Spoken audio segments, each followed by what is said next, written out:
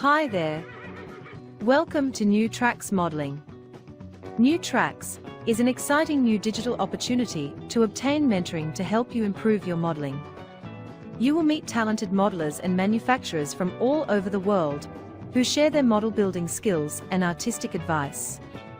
Improve your modeling and increase the confidence in your modeling efforts. Share your building efforts with fellow modelers and have some fun doing it. The shows are live on Zoom and YouTube, so be sure to join in and ask your questions. Now here is New Tracks founder and your host, Jim Kello, MMR. Good evening. Thank you so much for joining us this evening. We really appreciate it. Hope you all had a very, very, very Merry Christmas. And I hope you'll come back often, and I hope you'll tell your friends about us so they can join us. Before we start the show, I want to go to Father Ron Walters for the show's prayer. Father Walters? Creator of the world, as modelers and makers, we recognize the beauty of our world. We thank you for the vision and artistry you have given us. Continue to bless us with your creative spirit. Amen. Father, thank you so much for everything that you do for our show. We certainly do appreciate it, and hope you had a very, very Merry Christmas and are going to have a great New Year. Well, with that said, I'd like to go to the sponsor for our show, which is Brennan's Model Railroading. I think we have a video for Dennis Brennan. For over 25 years, Brennan's Model Railroading has been offering unique products for the O-scale market. Our flagship product, Brennan's Better Ballast, was an instant hit and continues to be the industry leader. Its prototypical size and natural color blend of real crushed granite make it the choice for discerning modelers. Since then, we've developed a complementary line of natural ground cover materials. Additionally, we offer craftsman kits that anyone can build with complete photographically illustrated instructions that assume you've never done this before. The Sonky Wanky Coffee Company is the latest and the fourth kit to be added to our ongoing and highly popular limited edition Ellison Tribute series. These kits take Ellison's scratch-built iconic structures to a new level with Dennis spin. The idea being that if Frank were alive today, this is how we would build these models using modern methods and materials. Use the QR code to visit our website.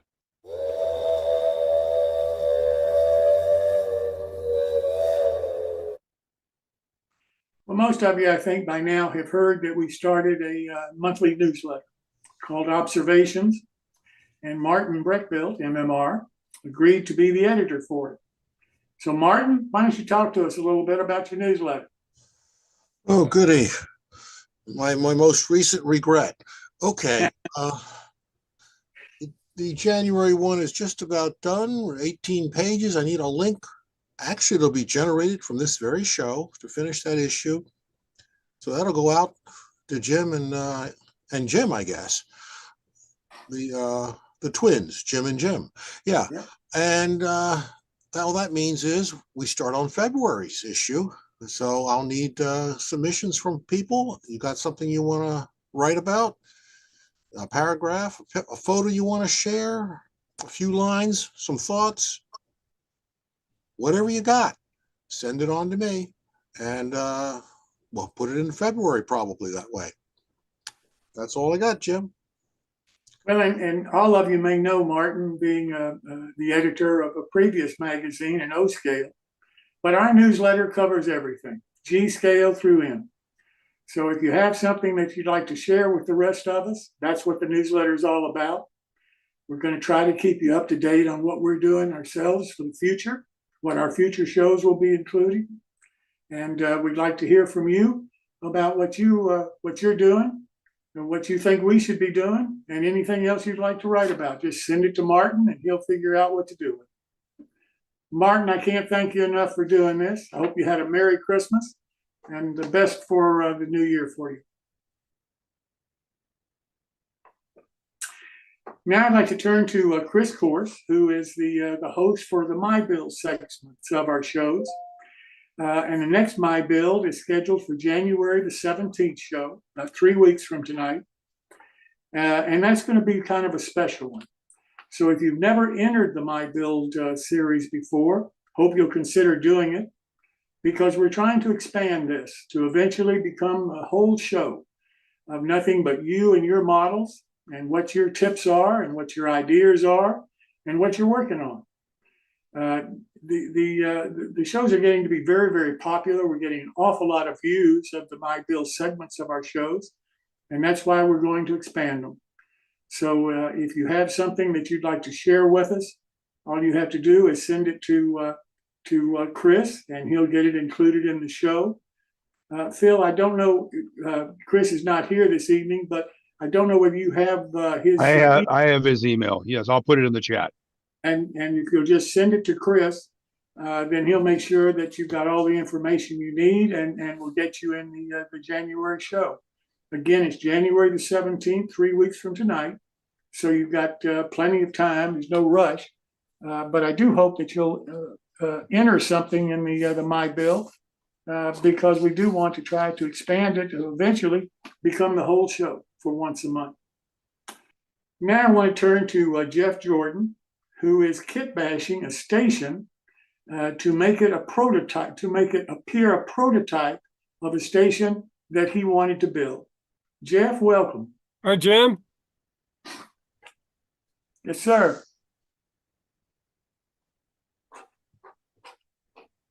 You pick up on our last segment here on finishing up the station. There we go. So picking up from where we were last week, you can see the completed roof in this photo, but principally what I'm looking at here is the kit came with a nice prescribed planking material for the platform.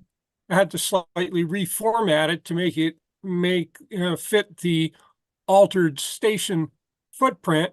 And here I'm just gluing it in place using my favorite wheel weights to hold it down as it dries. There's the finished platform. It's stained with hunter line stain, and I think the wood looks really terrific with that hunter line stain. Down in front there is the start of roof rafters. Studying the photograph of the prototype station, the long overhang side, the platform side, shows exposed roof rafters all the way in the length of the roof. And so I decided, the kit did not come with this, to use strip wood to fabricate my own roof rafters. So there, I've started to cut long roof rafters and short roof rafters to go in front of the bay window. Here's the installation. The building standing on its head, and the roof rafters glued in place one at a time. And then also you can see on either side of the freight door and down in the corner there, I've also added a vertical post and a diagonal roof support, again, based upon the prototype photograph, and using the same strip wood that I used for the brackets that appear on the end of the building. And then there's a few more roof rafters waiting to be installed. So there's the finished result. The surprise when I was finished is there are all these roof rafters in there and you can hardly see them, especially when people tend to look down from the top. They pretty much disappear, but I know they're there. The roof brackets and the same size as the end trim fit in very nicely. Here's the finished snow guard, which I showed you fabricating it last week, and then it's just glued in place, a little bit of super glue along the edge of the roof.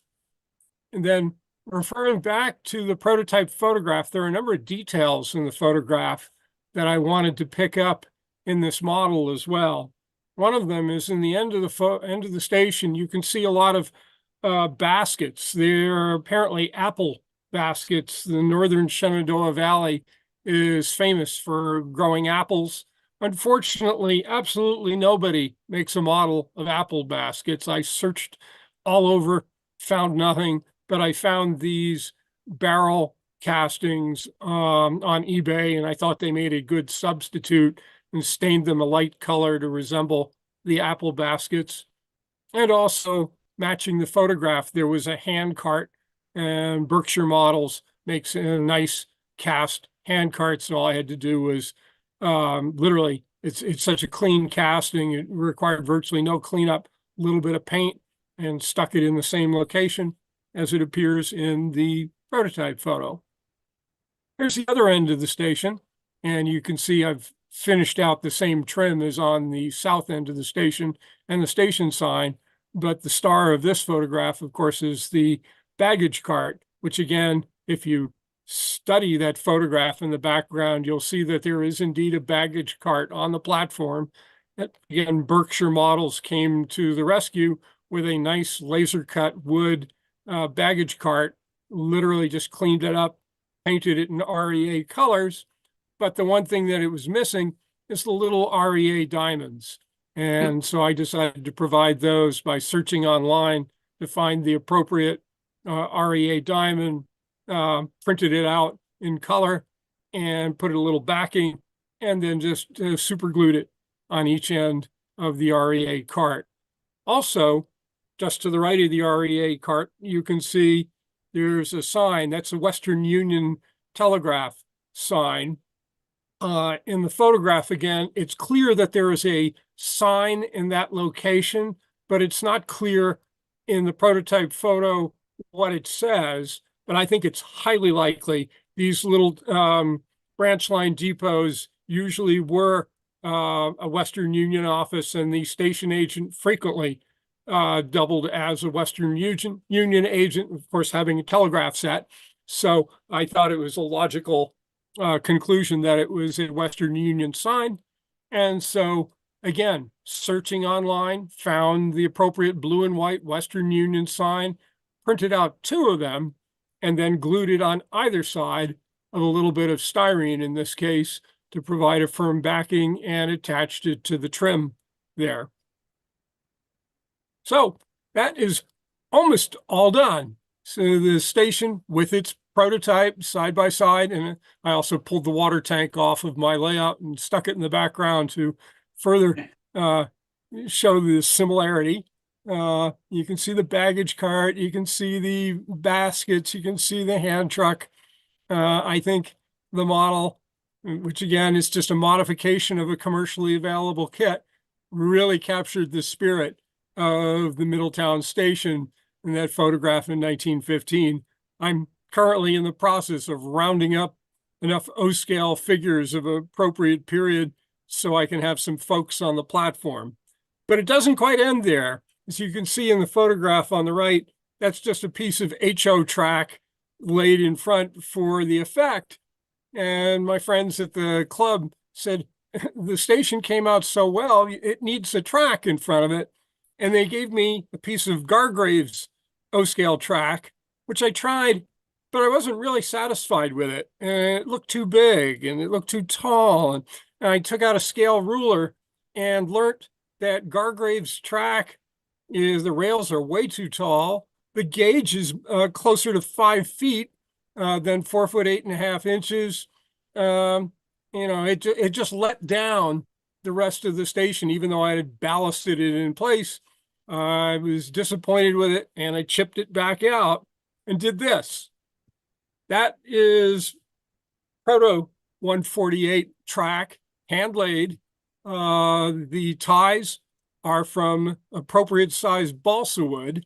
I used balsa wood because when you dunked it in the Hunter Line tie brown stain, you got that terrific texture that I didn't have to do anything to texture that wood, just stain it, and the texture of the balsa wood gave you that terrific grainy and mottled look. Really looks like railroad ties to my eye.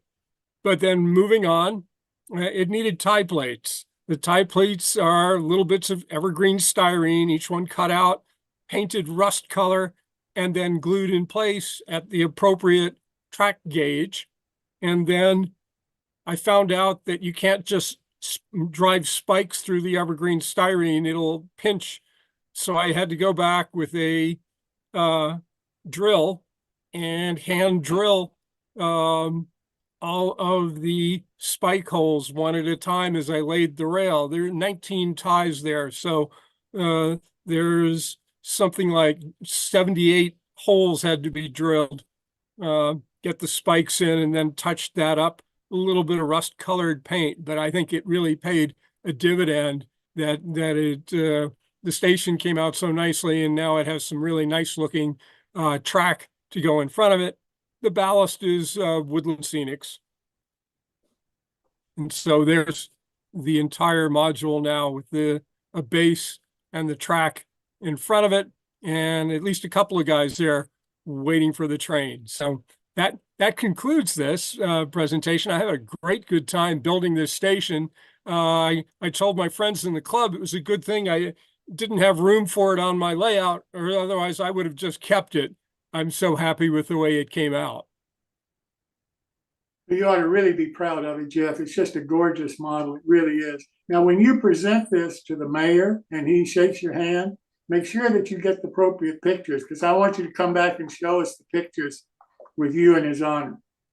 Yep, the club will definitely be doing some publicity photos, and so I'll be glad to do that. And we're hoping that the mayor's ultimate plan is, though he's going to show it off in his office as he talks up the remaining fundraising for the station, that ultimately the finished station building will include one room that is a museum and will include railroad artifacts. And I think the plan is that ultimately this model and a framed copy of the prototype photo will go in the museum. Oh, that's fantastic. Congratulations and a beautiful job. Thank you very much. Anybody have any questions for Jeff? Hey, Jeff, this is Bob Geldmacher. What state is this in? Is this in Maryland? This is in Virginia. Virginia. This Okay. is Middletown, Virginia, which is in the north end of the Shenandoah Valley, between Winchester and Strasburg. Nice job. And the historic Baltimore and Ohio Shenandoah Valley branch ran straight south through the Shenandoah Valley, and one of the stops once upon a time was Middletown. Today, CSX still runs on that track, but the station is long gone. Nice job. Thank you.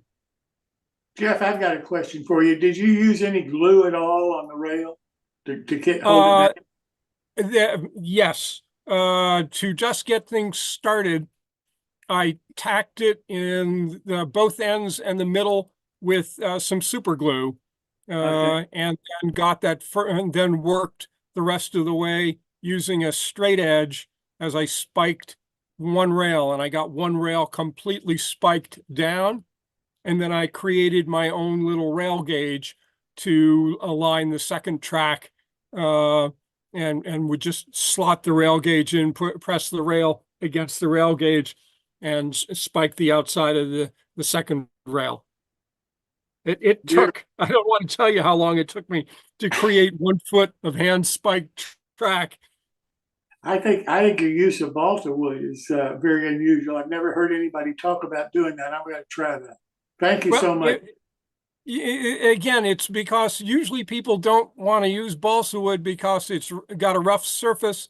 And just in this case, it's stained so well. And the rough surface, to me, looks just like railroad ties. And so it's not a typical building material for me, but in this case, it was the right one. Yeah, I got to try that. That's great, particularly on a diorama. I can see that would be a real alternative. So thanks again, Jeff. Thank you.